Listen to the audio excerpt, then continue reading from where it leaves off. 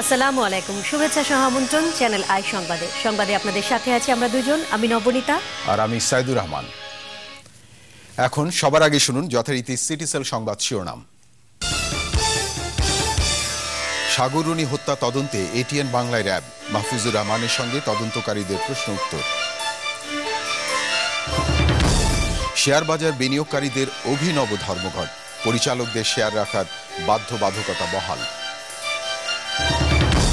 মানবতা বিরোধী অপরাধে মুজাহিদের বিরুদ্ধে অভিযোগ গঠন, 19 জুলাই আনুষ্ঠানিক বিচার শুরু।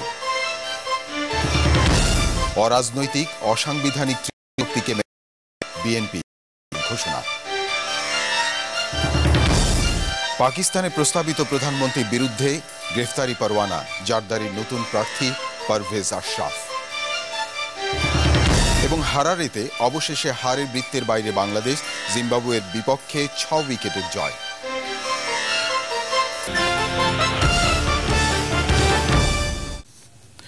প্রিয় দর্শক, এছাড়াও সোশ্যাল ইসলামী ব্যাংক লিমিটেড বিশেষ সংবাদে থাকছে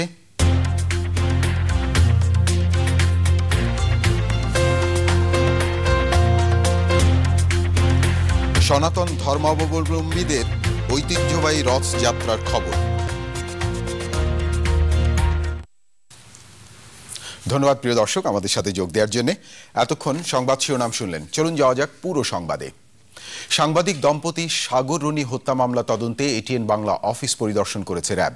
সে সময় তারা এটিএন বাংলা চেয়ারম্যান মাহফুজুর রহমানের লন্ডনে দেওয়া বক্তব্য সম্পর্কে জানতে চান।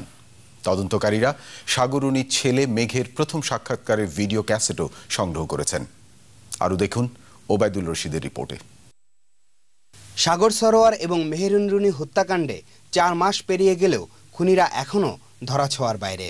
গোয়েন্দা পুলিশের তদন্তে অগ্রগতি না হওয়ায় উচ্চ আদালতের নির্দেশে এখন তদন্ত করছে এলিট ফোর্স র্যাব। সকাল 10টার দিকে মেহেরুন রুনির কর্মস্থল এটিএন বাংলা অফিসে আসে হত্যাকাণ্ডে তদন্তের দায়িত্ব পাওয়া র্যাবের একটি দল। প্রথমেই তারা এটিএন বাংলা চেয়ারম্যান মাহফুজুর রহমানের সাথে কথা বলেন। র্যাবের তদন্ত দলের সঙ্গে প্রায় 1 ঘন্টার আলোচনায় মাহফুজুর রহমান একাই ছিলেন। সে সময় লন্ডনে দেয়া তার বক্তব্যের বিষয়ে র্যাবের কাছে ব্যাখ্যা তুলে ধরেন মাহফুজুর রহমান। 29 তারিখ রাতে বাংলাদেশে আমার বিরুদ্ধে একটি ষড়যন্ত্রের ফাঁদ পাতে, ষড়যন্ত্রকারী ঠিক সেই টার্গেট নেই, সেসব জঘন্য প্রশ্ন আমার কাছে করে লন্ডনে। তদন্তকারীরা পরে এটিএন বাংলার নিউজ রুমে গিয়ে মেহেরুন রুনির সাংবাদিকতা এবং অ্যাসাইনমেন্ট বিষয়ে কথা বলেন। অতি সম্প্রতি যে ভিডিও ক্যাসেটটা নিয়ে আপনার যে আলোচনা উঠেছে, সেই ভিডিও ক্যাসেটটা সংগ্রহ করা আমাদের একটা দায়িত্ব ছিল। সেই ক্যাসেটটা আমরা আজকে সংগ্রহ করেছি ওনাদের কাছ থেকে। ইন এডিশন টু দ্যাট আপনার তাদের আরও অন্যান্য ফুটেজ যেগুলো ছিল ওনারা সেগুলো আমাদেরকে দিয়েছেন। ওনার অতি সম্প্রতি যে বক্তব্য ছিল সেটার সংশ্লিষ্ট যে ভিডিও ক্যাসেটটা ছিল সেটা উনি আমাদেরকে দিয়েছেন, উনি আমাদের কিছু তথ্যও দিয়েছেন। র্যাবের দাবি, সাগররুনির ভিসেরা পরীক্ষায় অনেক গুরুত্বপূর্ণ তথ্য পাওয়া গেছে। তদন্তের অংশ হিসেবে এর আগে সাগর সরোয়ারের কর্মস্থল মাছরাঙা টেলিভিশনেও গিয়েছিল RAB. Obaidul Rashid, channel I, Dhaka. এবার শেয়ার বাজারেও পালিত হলো ধর্মঘট। দেশের ইতিহাসে প্রথমবারের মতো শেয়ার বাজার বিনিয়োগকারীদের ধর্মঘটে ঢাকা স্টক এক্সচেঞ্জে 3 বছরের মধ্যে সবচেয়ে কম লেনদেন হয়েছে। বাজার বিশ্লেষকরা বলছেন, প্রাতিষ্ঠানিক বিনিয়োগকারীরা এগিয়ে না এলে বাজার পরিস্থিতির উন্নতি হবে না। দেখুন পরাগ আজিমের রিপোর্ট। 7 জুন বাজেট ঘোষণার দিন থেকেই ডিএসইতে টানা দরপতন। পরের 10 কার্যদিবসের মধ্যে একদিন শুধু 2 পয়েন্ট যোগ হওয়া ছাড়া বাকি সব দিনই কমেছে সূচক। বুধবার ডিএসইর সাধারণ সূচক 108 পয়েন্ট কমার পাশাপাশি লেনদেন হয় 123 কোটি টাকা, যা 3.5 বছরের মধ্যে সর্বনিম্ন। এমন অবস্থায় সপ্তাহের শেষ দিন ডিএসইতে বিনিয়োগকারীদের ধর্মঘট। আমরা তো শেষ হয়ে গেছি, আমরা একদম মিশে গেছিলাম, আমাদের তো আর কিছু নাই। ডিএসসিকে আমরা বলছি, আপনারা আজকের জন্য সার্ভার বন্ধ রাখুন, আপনারা সার্বিক সিদ্ধান্ত নিয়ে এই সার্ভার ওপেন করবেন। যে পর্যন্ত পুঁজিবাজারকে নিয়ে নির্দিষ্ট নির্দেশনা না দেওয়া হবে সেই পর্যন্ত এই ট্রেড বন্ধ থাকা হোক। আমাদের একটাই দাবি, অর্থমন্ত্রী পদত্যাগ এবং মার্কেটকে ঠিক করে দেখ। আমাদের যে অর্থ নিয়েছে আমাদের অর্থটা আমাদেরকে ফিরিয়ে দেখ। ধর্মঘটের দিন সূচক 4 পয়েন্ট বাড়লেও একদিনের মাথায় 3.5 বছরের মধ্যে কম লেনদেনের নতুন রেকর্ড। সপ্তাহের শেষ দিন কেনাবেচা হয়েছে মাত্র 118 কোটি টাকার শেয়ার। এমন অবস্থায় প্রাতিষ্ঠানিক বিনিয়োগকারীদের বাজারে ফিরিয়ে আনতে বাজার বিশ্লেষকরা এসিসির স্পষ্ট ভূমিকা দাবি করেছেন। ক্ষুদ্র বিনিয়োগকারী হোক বা যে কোনো ধরনের বিনিয়োগকারী হোক, তাদের মধ্যে এখন আস্থার বড় অভাব। প্রাতিষ্ঠানিক বিনিয়োগকারীরা মার্কেটে নাই। সিকিউরিটি এক্সচেঞ্জ কমিশন ইনস্টিটিউশনাল ইনভেস্টরদের সঙ্গে বসা উচিত যে কেন ওই মার্কেট মেকাররা কেন পার্টিসিপেট করছে না এবং এদেরকে পারসুয়েশনের মাধ্যমে মার্কেটে আনানো আর কি। ব্যক্তিগত বিনিয়োগকারীদের দ্বারা এই মার্কেট কিন্তু উঠবে না বেশি। শেয়ার বাজারে বিনিয়োগকারীদের ধর্মঘটের দিনই এসিসির 2 সিসি ধারাকে চ্যালেঞ্জ করে পরিচালকদের দায়ের করা 5টি রিটই খারিজ করে দিয়েছেন হাইকোর্ট। ফলে কোম্পানির পরিচালকদের যৌথভাবে 30% ও ব্যক্তিগতভাবে 2% শেয়ার রাখার এসিসির সিদ্ধান্ত বহাল থাকবে। পরাগ আজিম, চ্যানেল আই, ঢাকা। জামায়াত নেতা আলী আহসান মোহাম্মদ মুজাহিদের বিরুদ্ধে মানবতা বিরোধী অপরাধের অভিযোগ গঠনের মধ্য দিয়ে তার বিচার শুরু হয়েছে। তার বিরুদ্ধে বুদ্ধিজীবী হত্যা, গণহত্যা এবং মানবতা বিরোধী অপরাধে উস্কানির 7টি সুনির্দিষ্ট অপরাধের অভিযোগ এনেছে দ্বিতীয় ট্রাইব্যুনাল। প্রসিকিউশনের সূচনা বক্তব্য এবং সাক্ষ্য গ্রহণের দিন 19 জুলাই ঠিক করেছেন আদালত। মাজহার হক মান্নার রিপোর্ট। জামায়াত নেতা আলী আহসান মোহাম্মদ মুজাহিদের বিরুদ্ধে মানবতা বিরোধী অপরাধের 33 অভিযোগ এনেছিল প্রসিকিউশন। অভিযোগ গঠনের আদেশে আদালত এর মধ্য থেকে 7 ধরনের অপরাধ গ্রহণ করে। এতে বলা হয়, মুক্তিযুদ্ধের সময় ফরিদপুরে চর ভদ্রাসন সহ 3টি গ্রামে 39 জনকে হত্যা, একই জেলায় হিন্দু সম্প্রদায়ের 60 জনকে নির্যাতন ও হত্যার সঙ্গে জড়িত ছিলেন মুজাহিদ। তার বিরুদ্ধে ঢাকা 2টি স্থানে বুদ্ধিজীবী হত্যার নীল নকশা ও ষড়যন্ত্রের অভিযোগ আনা হয়। আমাদের শহীদ জননীর জাহানা ইমামের ছেলে রুমি, বদি, জুয়েল, সুরকার আলতাফ মাহমুদকে গ্রেপ্তার করে পাকিস্তান আর্মিরা। গ্রেপ্তার করার পরও ওই এমপি হোস্টেলে রাখা হয় আলী আহসান মোহাম্মদ মুজাহিদ। সেদিন সেই এমপি হোস্টেলে উপস্থিত থেকে পাকিস্তান আর্মিদেরকে বলেছিল যে রাষ্ট্রপতির ক্ষমা ঘোষণার পূর্বেই তাদেরকে হত্যা করতে হবে এবং তাদের সরা পরামর্শে, তাদের ষড়যন্ত্রে সেদিন হত্যা করেন। অভিযোগ পড়ে শোনানোর পর মুজাহিদকে নিজেকে শতভাগ নির্দোষ দাবি করেন। বলেন, তার বিরুদ্ধে অভিযোগ আনা হয়েছে বর্তমান রাজনৈতিক অবস্থার কারণেই। তিনি বাংলাদেশের স্বাধীনতা সংগ্রামে বঙ্গবন্ধুর ভূমিকার প্রশংসা করেন। মুজাহিদ কোনো ঘটনার সঙ্গে সম্পৃক্ত ছিলেন না, এ কথা উনি নিজেও বলেছেন, আমরাও বলছি এবং আদালতে আমরা এটা প্রমাণ করার চেষ্টা করব যে কোনো ঘটনার সঙ্গে সম্পৃক্ত ছিলেন না। যে আমি কোনোটার মধ্যে জড়িত ছিলাম না এবং কোনোটার মধ্যে জড়িত না, নেহায়েতই রাজনৈতিক কারণে এবং ইসলামী রাজনীতির কারণে আমার বিরুদ্ধে অভিযোগ আনা হয়েছে। এরপরে তার বিরুদ্ধে অভিযোগ গঠনের আদেশ দেন দ্বিতীয় ট্রাইব্যুনাল। আসামি পক্ষের ডিসচার্জ পিটিশন নামঞ্জুর করে মাননীয় ট্রাইব্যুনাল 7টি বিষয়ের কগনিজেন্স নিয়েছেন, অর্থাৎ চার্জ গঠন করেছেন। সেই চার্জ গঠনের মধ্যে দিয়ে রয়েছে আসামির বিরুদ্ধে মানবতা বিরোধী অপরাধ, গণহত্যা সহ এবং তার সুপিরিয়র কমান্ড হিসাবে। প্রথম ট্রাইব্যুনালে বিএনপি নেতা সালাউদ্দিন কাদের চৌধুরীর বিরুদ্ধে সাক্ষ্য দেন নতুন চন্দ্র সিংহের ছেলে প্রফুল্ল রঞ্জন সিংহ। পরে তাকে জেরা করে আসামিপক্ষ। মাজহার হক মান্না, চ্যানেল আই, ঢাকা। অসাংবিধানিক ও অরাজনৈতিক কোনো তৃতীয় শক্তিকে সমর্থন করবে না বা গ্রহণ করবে না বিএনপি, বরং প্রতিহত করবে। দলের ভারপ্রাপ্ত মহাসচিব মির্জা ফখরুল ইসলাম আলমগীর বলেছেন, ক্ষমতায় গেলে বিএনপি বিচার বহির্ভূত হত্যা বন্ধ করবে। চকর মালিথার report. Dhaka reporters unity DRU এর নিয়মিত অনুষ্ঠান মিট দ্য রিপোর্টার্স। এবারের অতিথি বিএনপির ভারপ্রাপ্ত মহাসচিব মির্জা ফখরুল ইসলাম আলমগীর। ডিআরইউ এর সভাপতি সাধারণ সম্পাদকের বক্তব্যের পর মির্জা ফখরুল ইসলাম আলমগীর সূচনা বক্তব্যে বলেন, বিএনপি এমন একটা রাষ্ট্র চায় যেখানে পরস্পরের প্রতি পরস্পর সহনশীল থাকবে। এরপর সাংবাদিকদের প্রশ্নোত্তর পর্বে মির্জা ফখরুল ইসলাম আলমগীর কথা বলেন বিচার বহির্ভূত হত্যাকাণ্ড নিয়ে। আমরা বিচার বহির্ভূত হত্যাকাণ্ডের সম্পূর্ণ বিরোধী। আমরা সকল ব্যবস্থা গ্রহণ করব যেন আমরা সকল বিচার বহির্ভূত হত্যাকাণ্ড বন্ধ করতে পারি। এক প্রশ্নের উত্তরে মির্জা ফখরুল বলেন, তত্ত্বাবধায়ক সরকার নিয়ে বিএনপি আদালতে যাবে না এবং এই নির্বাচন কমিশনের অধীনেও কোনো নির্বাচনে অংশ নেবে না। রাজনৈতিক সংকটের মধ্যে তৃতীয় কোনো শক্তির আবির্ভাব হলে বিএনপির অবস্থান কি হবে এমন প্রশ্নেরও উত্তর দেন তিনি। তৃতীয় শক্তি বলতে রাজনৈতিক শক্তি বিশ্বাস করি। যদি কোনো রাজনৈতিক দল বা ফ্রন্ট এরা আপনার জনগণের আস্থা অর্জন করতে পারেন, অবশ্যই আমরা সেটাকে ওয়েলকাম করব। কিন্তু অসাংবিধানিক, অরাজনৈতিক কোনো শক্তিকে আমরা কোনো কালেই সমর্থন করিনি এবং আমরা সমর্থন করব না। শুধু না, আমরা প্রতিরোধ গড়ে তুলব। বিএনপির ভারপ্রাপ্ত মহাসচিব অভিযোগ করেন, মিয়ানমার ইস্যুতে সরকারের মন্ত্রীরা দায়িত্ব জ্ঞানহীন বক্তব্য দিচ্ছে। চকর মালিথা, চ্যানেল আই, ঢাকা। জনগণের প্রতিনিধি হিসেবে বাজেটে ভূমিকা রাখতে সংবিধান সংশোধনের দাবি জানিয়েছেন জাতীয় পার্টির সংসদ সদস্য মুজিবুল হক চুন্নু। জাতীয় সংসদে 2012-13 অর্থ বছরে প্রস্তাবিত বাজেটের ওপর আলোচনায় তিনি বলেন, এমপিদের কাজ উপদেশ দেয়া, কিন্তু কোনো অর্থমন্ত্রী তা শোনেন না। আগামী নির্বাচনে বিদ্যুৎ একটা বড় ইস্যু হবে বলেও জানান তিনি। সরকার দলীয় এমপি রফিকুল ইসলাম বলেন, বিদ্যুতের চাহিদা কারা নিরূপণ করছেন তা সংসদ সদস্যরা বুঝতে পারছেন না। প্রকৃত চাহিদা অনুমান করতে পারলে সমস্যা হতো না।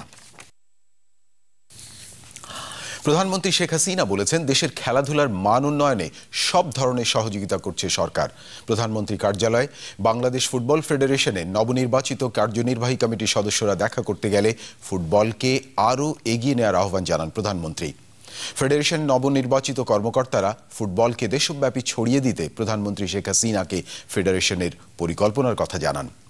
উপস্থিত ছিলেন ফুটবল ফেডারেশনের সভাপতি কাজী সালাউদ্দিন, সিনিয়র সহসভাপতি আব্দুস সালাম মুর্শিদি এবং সহসভাপতি ইত্তাবিদ আউয়াল ও আরিফ খান জয় সহ অন্যরা।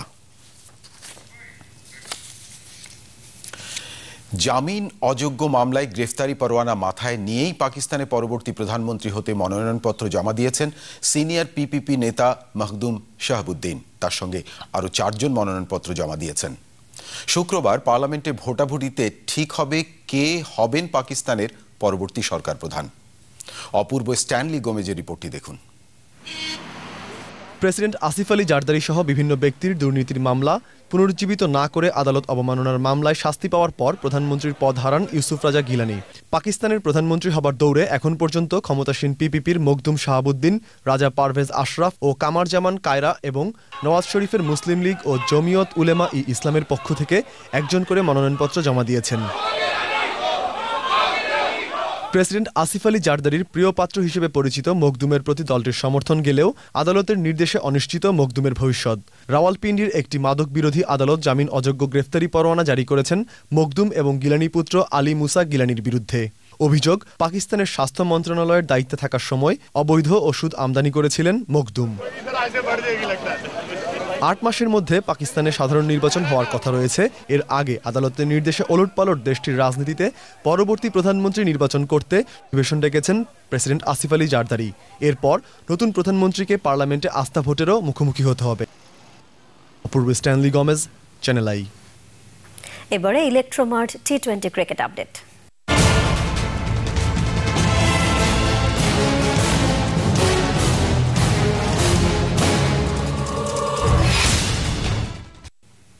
প্রাণ আরএফএল টি20 ক্রিকেট টুর্নামেন্টে ফাইনাল খেলার স্বপ্ন বাঁচিয়ে রাখল বাংলাদেশ।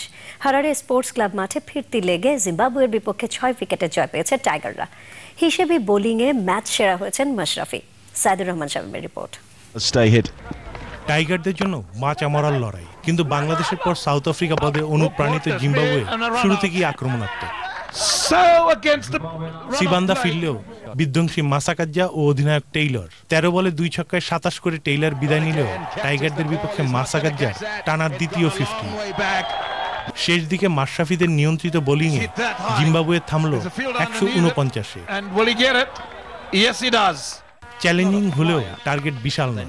আশরাফুলের সঙ্গে তামিমের ওপেনিং পার্টনারশিপও আশা জাগিয়েছিল, কিন্তু 19 রানে আশরাফুলের উইকেট ছুঁড়ে আসা, তামিমের রান আউটেও অপেশাদারিত্ব। অধিনায়ক মুশফিক নাসিরের 33 বলে 47 রানের পার্টনারশিপের লড়াইয়ে ফেরা বাংলাদেশে 1 ছক্কায় 31 করা মুশফিকের রান আউটে আবারও শঙ্কা। তবে সব শঙ্কা দূর করল 2 অলরাউন্ডার রিয়াদ আর নাসিরের 25 বলে 54 রানের পার্টনারশিপ। 3 বাউন্ডারিতে নাসিরের অপরাজিত 41। উইনিং শট খেলা রিয়াদ 14 বলে 1 ছক্কায় 29। 15 বল হাতে রেখে 6 উইকেটের জয়। ফাইনালের স্বপ্ন টিকে থাকলো, বিবর্ণ রান রেটটাও ফিরে পেল রং। ফাইনালের টিকেটের জন্য শুক্রবার সাউথ আফ্রিকার বিপক্ষে জিততেই হবে টাইগারদের, হারলে টুর্নামেন্ট থেকেই বিদায়। Saidur Rahman Shamim, channel I. আমাদের হাতে আরো খবর আছে প্রিয় দর্শক, দেখতে থাকুন চ্যানেল আই সংবাদ। নিচ্ছি স্টার্ন ব্যাংক বিরতি, আর বিরতির পর থাকছে দেশের প্রথম স্পেলিং বি চ্যাম্পিয়ন চট্টগ্রামের আদিবুল, প্রথম ও দ্বিতীয় রানার আপ ঢাকার তানিশা ও ফাহমিদ।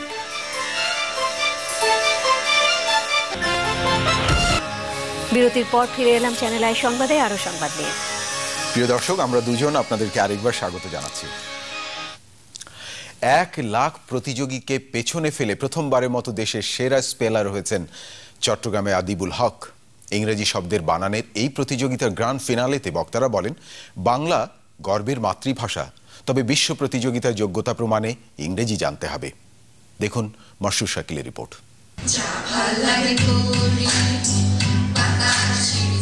ইংরেজি ভুল বানানকে বিদায় জানানোর মজার সব ইভেন্ট নিয়ে সারা দেশের শিক্ষার্থীদের জন্য চ্যাম্পস 21 ও ডেইলি স্টার আয়োজন স্পেলিং বি।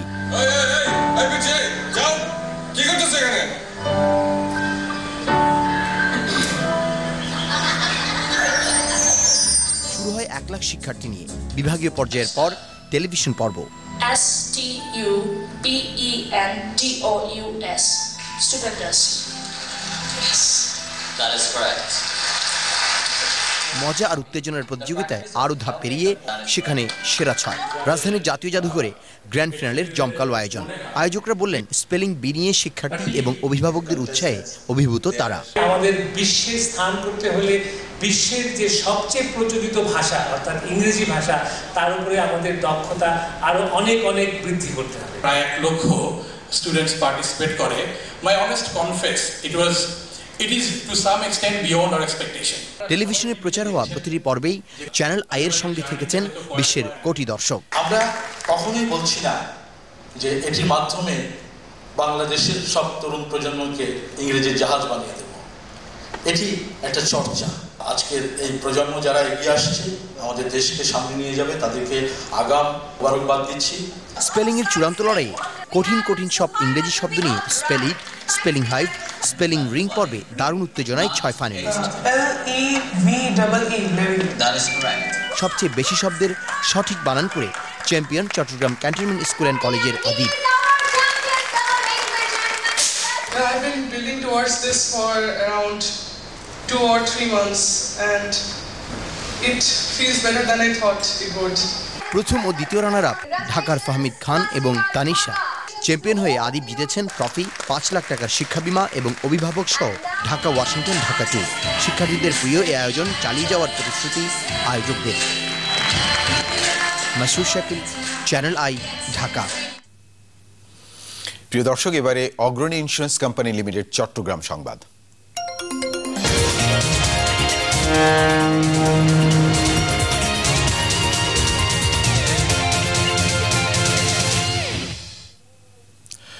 চট্টগ্রামে ৬৬তম বিএমএ লং দীর্ঘমেয়াদী কোর্স এবং ৩৭তম বিএমএ স্পেশাল কোর্সের ক্যাডেটদের কমিশন প্রাপ্তিতে ভাটিয়ারি মিলিটারি একাডেমিতে রাষ্ট্রপতি কুচকাওয়াজ হয়েছে। কুচকাওয়াজ পরিদর্শন, সালাম গ্রহণ এবং ক্যাডেটদের পুরস্কার প্রদান করেন সেনাপ্রধান general Mohammad Abdul Mubin. Sword of honour লাভ করেন battalion senior under officer AK Riazul Hasan. সামরিক বিষয়ে কৃতিত্বের জন্য সেনা প্রধান স্বর্ণপদক দেওয়া হয় company surgeon major Mohammad Mahmudul হাসানকে। এই কুচকাওয়াজের মধ্য দিয়ে ৬৫ জন ক্যাডেট সেনাবাহিনীতে কমিশন লাভ করেছেন। উপস্থিত ছিলেন ঊর্ধ্বতন সেনা এবং বেসামরিক কর্মকর্তারা। এবারে সোশ্যাল ইসলামী ব্যাংক বিশেষ সংবাদ।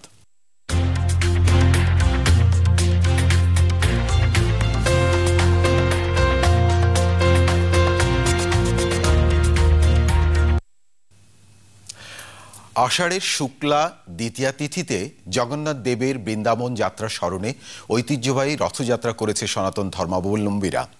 সনাতন বিশ্বাসে জগন্নাথ রূপে কৃষ্ণ এদিন রথে চড়ে নিজ বাড়ি থেকে মাসির বাড়ি যাত্রা করেন। কৃষ্ণ নাম ধ্বনিতে আনন্দ মিছিল করে ভক্তরা। আরো জানাচ্ছেন রাজীব দাস। সত্যযুগে মালব দেশের সূর্যবংশীয় স্বপ্নাদিষ্ট বিষ্ণুভক্ত রাজা ইন্দ্রদ্যুমের হাতেই হয় ভগবান বিষ্ণুর রথযাত্রা। আজকের জগন্নাথ দেবের রথযাত্রা নতুন মাত্রা পায় কৃষ্ণ পূজারী শ্রী চৈতন্যের হাতে। স্বামীবাগের ইস্কন মন্দির থেকে শুরু হয় রথের রশি টানা। ভগবান শ্রীকৃষ্ণের মূর্তি সাধারণত মন্দিরে থাকে, আর রথের জগন্নাথের মূর্তি যে জগন্নাথ যে সেই কৃষ্ণ, তা এই মূর্তি হিসাবে রাস্তার রাজপথে রথের উঠে সবাইকে সব ভক্তদেরকে দর্শন দেওয়ার জন্য বেরিয়ে আসে। জগন্নাথ দেবের কপিধ্বজ, ভাই বলরামের তালধ্বজ এবং বোন সুভদ্রার পদ্মধ্বজ রথ যাওয়ার পথের ধুলো গায়ে মাখেন ভক্তরা। আজকের এই দিনে জগন্নাথ পথে নামে তার ভক্তদের কৃপা করার জন্য। প্রত্যেকটা মানুষ যেন ভগবানের কৃপা পায় আজকে এবং শান্তিতে থাকে। পৃথিবী বিখ্যাত ধামরাইয়ের রথযাত্রায় অংশ নেন হাজারো পুণ্যার্থী। রথখোলা থেকে যাত্রাবাড়ি পর্যন্ত রথযাত্রায় পাট ও বস্ত্রমন্ত্রী আব্দুল লতিফ সিদ্দিকী, ভারতীয় হাইকমিশনার পঙ্কজ শরণ ছাড়াও বিদেশি অনেক পর্যটক অংশ নেন। 7 দিন পর 28 জুন উল্টো রথে প্রত্যাগমনের মধ্য দিয়ে শেষ হবে শ্রীকৃষ্ণের রথযাত্রা উৎসব। Rajib Das, channel I, Dhaka. এবার শাহজালাল ইসলামী ব্যাংক আন্তর্জাতিক সংবাদ।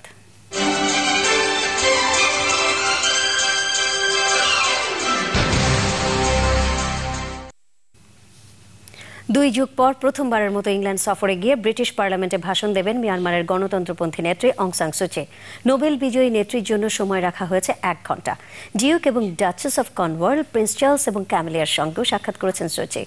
মিয়ানমারের বিরোধী দলীয় নেত্রীর সঙ্গে বৈঠকে দেশটির সাম্প্রতিক দাঙ্গা নিয়ে উদ্বেগ প্রকাশ করেন ব্রিটিশ পররাষ্ট্রমন্ত্রী উইলিয়াম হেগ। মিয়ানমারে পুরোপুরি গণতন্ত্র আসতে সুচির আরও কাজ রয়েছে বলেও মন্তব্য করেন তিনি। এবারে স্ট্যান্ডার্ড ব্যাংক লিমিটেড অর্থনীতি সংবাদ।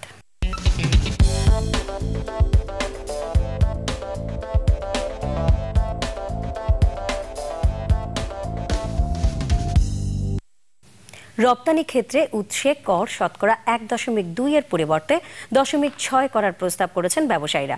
সচিবালয়ে অর্থমন্ত্রীর কাছে এফবিসিসিআই নেতারা 2012-2013 অর্থ বছরের জাতীয় বাজেট পরবর্তী প্রস্তাব তুলে ধরেন। অর্থমন্ত্রী আবুল মাল আব্দুল মুহিত বলেন, আলাপ আলোচনা করেই চূড়ান্ত সিদ্ধান্ত নেওয়া হবে।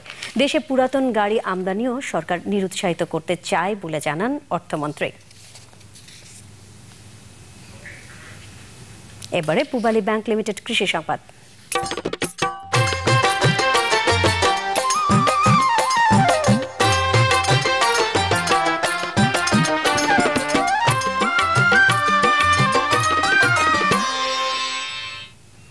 টাঙ্গাইল উপজেলা কৃষি সম্প্রসারণ অধিদপ্তরের উদ্যোগে কৃষকদের মাঝে উন্নত মানের বিনা সাত জাতের রোপা আমন ধানের বীজ বিতরণ করা হয়েছে।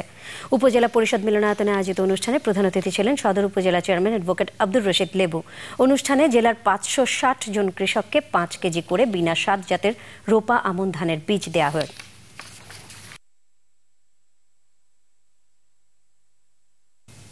প্রিয় দর্শক, এবারে এক্সিম ব্যাংক বাণিজ্য সংবাদ।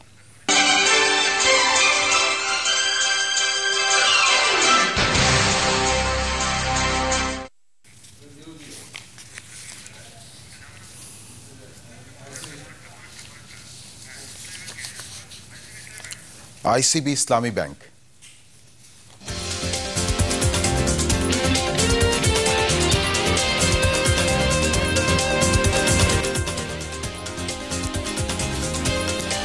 মার্কিন ডলার 82 টাকা 25 পয়সা, ব্রিটিশ পাউন্ড 129 টাকা 29 পয়সা, ইউরো 104 টাকা 76 পয়সা, অস্ট্রেলিয়ান ডলার 84 টাকা 3 পয়সা, সিঙ্গাপুর ডলার 65 টাকা 4 পয়সা, মালয়েশিয়ান রিঙ্গিত 26 টাকা 8 পয়সা, ইউএই দিরহাম 22 টাকা 50 পয়সা, কুয়েতি দিনার 295 টাকা 96 পয়সা এবং সৌদি রিয়াল 22 টাকা 4 পয়সা। প্রিয় দর্শক, এবারে বেসিক ব্যাংক তথ্য প্রযুক্তি সংবাদ।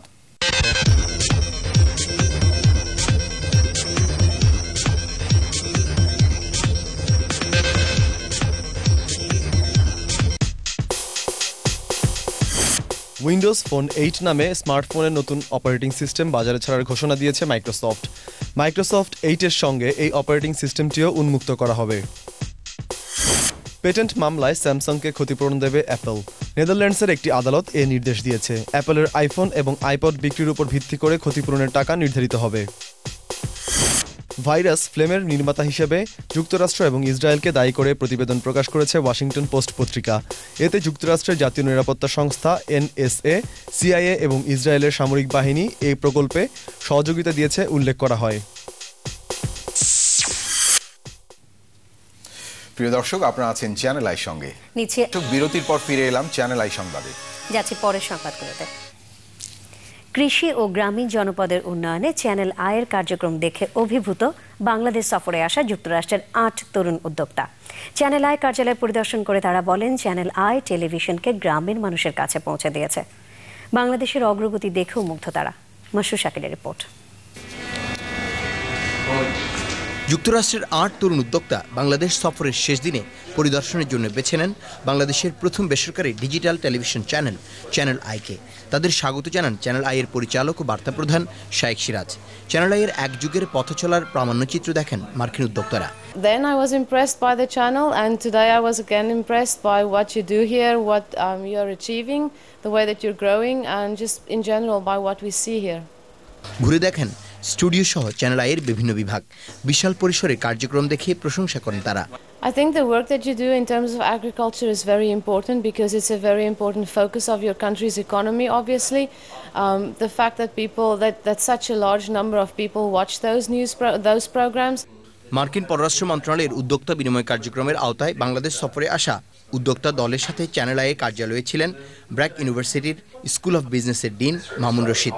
উদ্যোক্তারা বলেন, বাংলাদেশে অভিজ্ঞতার কথা নিজ দেশের বন্ধুদের জানাবেন তারা। Masrur Shakil, channel I, Dhaka. প্রিয় দর্শক, এবারে ব্যবসা বাণিজ্যের খবর নিয়ে রয়েছে একটি ডেস্ক রিপোর্ট। বিদেশ থেকে ফোন কল এবং ডাটা কার্ডের মাধ্যমে ইন্টারনেট যোগাযোগের জন্য ম্যাট্রিক্স ব্র্যান্ডের সিম ও ডাটা কার্ড সার্ভিস চালু হয়েছে। উদ্বোধন করেন বেসামরিক বিমান চলাচল ও পর্যটন মন্ত্রী ফারুক খান। ছিলেন BTRC chairman major general Zia Ahmed PSC এবং ইন্ট্রাকো গ্রুপের ব্যবস্থাপনা পরিচালক রিয়াদ আলী।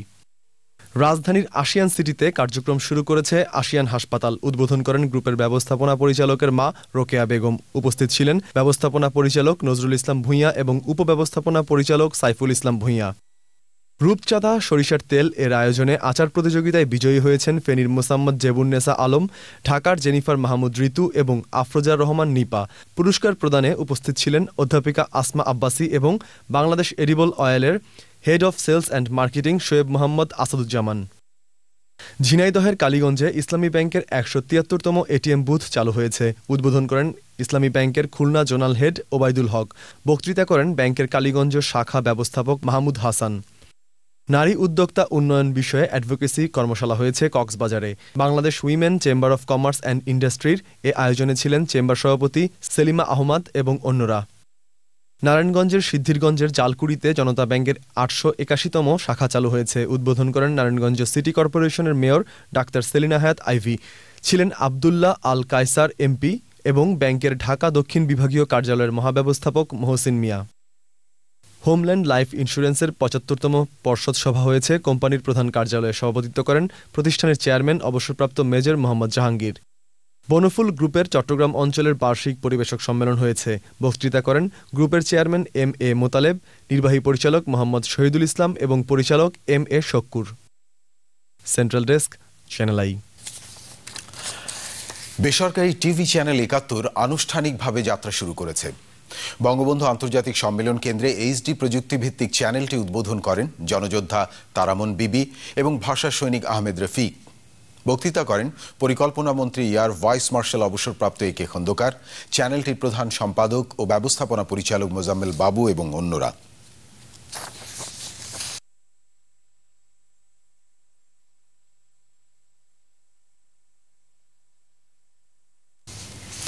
প্রিয় দর্শক, আবারও ইস্টার্ন ব্যাংক বিরতি। আর বিরতির পর খেলার খবরে থাকছে ঢাকায় ম্যানইউ তারকা ফরচুন, পাড়ার মাঠ থেকে ইংল্যান্ডের মাঠে স্লোগানে football talent hunt.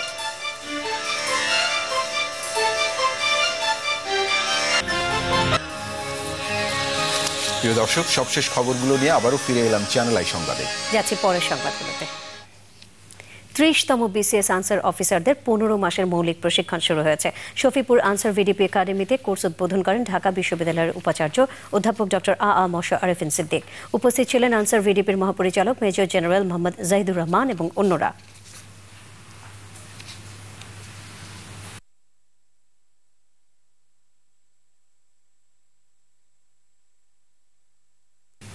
North South University ট্রাস্টের বোর্ড অফ ট্রাস্টিজ ও নর্থ সাউথ ইউনিভার্সিটি ফাউন্ডেশনের বোর্ড অফ গভর্নর্সের চেয়ারম্যান নির্বাচিত হয়েছেন ফাউন্ডেশনের প্রতিষ্ঠাতা সদস্য এম এ হাশেম। ২০তম বার্ষিক সাধারণ সভায় তিনি বিনা প্রতিদ্বন্দ্বিতায় নির্বাচিত হন। দায়িত্ব হস্তান্তর করেছেন বিদায়ী chairman Mohammad Shahjahan. M A Hashem Noakhali diabetic সমিতি এবং এম এ হাশেম ডিগ্রি কলেজের প্রতিষ্ঠাতা পরিচালক।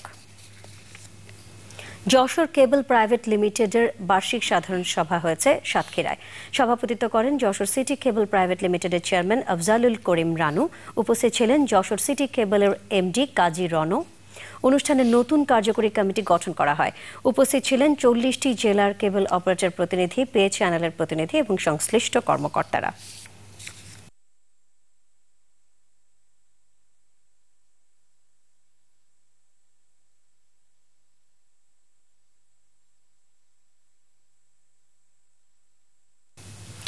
প্রিয় দর্শক, এবারে একটি শোক সংবাদ।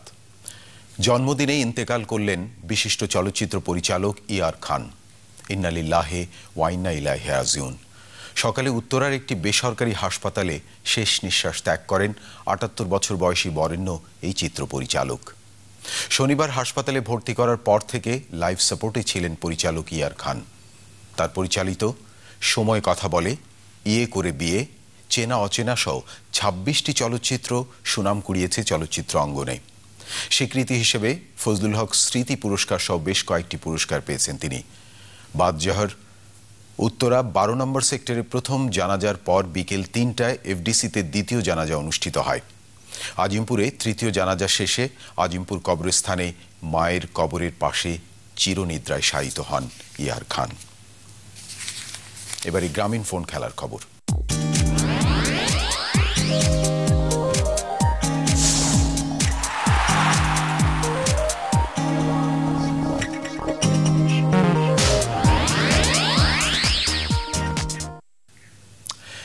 পাড়ার মাঠ থেকে ইংল্যান্ডের মাঠে স্লোগান নিয়ে শুরু হলো Airtel rising football stars talent hunt কর্মসূচি।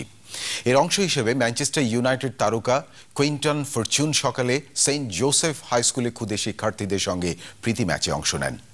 পরে রাজধানী একটি হোটেলে সংবাদ সম্মেলনে আয়োজক এয়ারটেল বাংলাদেশের সিইও ক্রিস রবিট জানান, 3 মাস ব্যাপী এই ট্যালেন্ট হান্ট কর্মসূচি জেলা বিভাগ পেরিয়ে জাতীয় পর্যায়ে অনুষ্ঠিত হবে।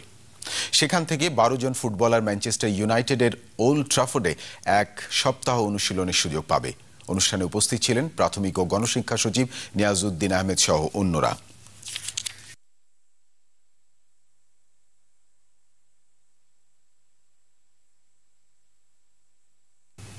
এবারে আনন্দ আলো সাংস্কৃতিক সংবাদ।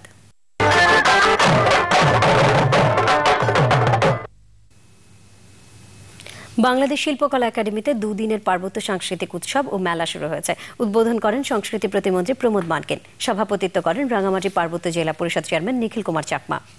ক্ষুদ্র নৃগোষ্ঠী সাংস্কৃতিক ইনস্টিটিউট ও রাঙামাটি পার্বত্য জেলা পরিষদের এ আয়োজনে বক্তৃতা করেন সংস্কৃতি সচিব সুরাইয়া বেগম এবং অন্যরা।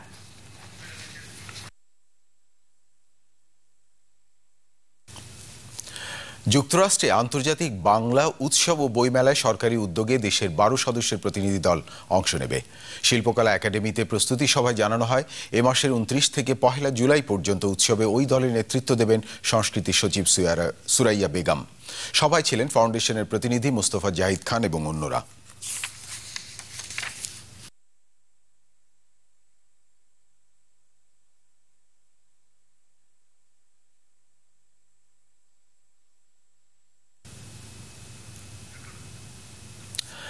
রাজশাহীতে আম, রেশম শিল্প প্রদর্শনী এবং লোক উৎসব শুরু হয়েছে। মহানগরীর UITS মাঠে বাংলালিংকের পৃষ্ঠপোষকতায় 3 দিনের উৎসব আয়োজন করেছে আমরা রাজশাহীবাসী। আলোচনা ও শোভাযাত্রায় অংশ নেন রাজশাহী সিটি কর্পোরেশনের ভারপ্রাপ্ত মেয়র শরীফুল ইসলাম বাবু, বাংলালিংকের আঞ্চলিক প্রধান মারুফ মিজান এবং সংগঠনের সভাপতি আবু বকর আলী। প্রিয় দর্শক, এই ছিল আপনাদের জন্য আমাদের সকল আয়োজন। তবে যাবার আগে সিটিসেল সংবাদ শিরোনাম আরেকবার। সাগররুনি হত্যা তদন্তে এটিএন বাংলায় র্যাব, মাহফুজুর রহমানের সঙ্গে তদন্তকারীদের প্রশ্ন উত্তর। শেয়ার বাজার বিনিয়োগকারীদের অভিনব ধর্মঘট, পরিচালকদের শেয়ার রাখার বাধ্যবাধকতা বহাল। মানবতা বিরোধী অপরাধে মুজাহিদের বিরুদ্ধে অভিযোগ গঠন, 19 জুলাই আনুষ্ঠানিক বিচার শুরু। অরাজনৈতিক অসাংবিধানিক তৃতীয় শক্তিকে মেনে নেবে না বিএনপি, প্রতিহত করার ঘোষণা। পাকিস্তানের প্রস্তাবিত প্রধানমন্ত্রীর বিরুদ্ধে গ্রেফতারি পরোয়ানা, জারদারির নতুন প্রার্থী পারভেজ আশরাফ। এবং হারারেতে অবশেষে হারের বৃত্তের বাইরে বাংলাদেশ, জিম্বাবুয়ের বিপক্ষে 6 উইকেটের জয়।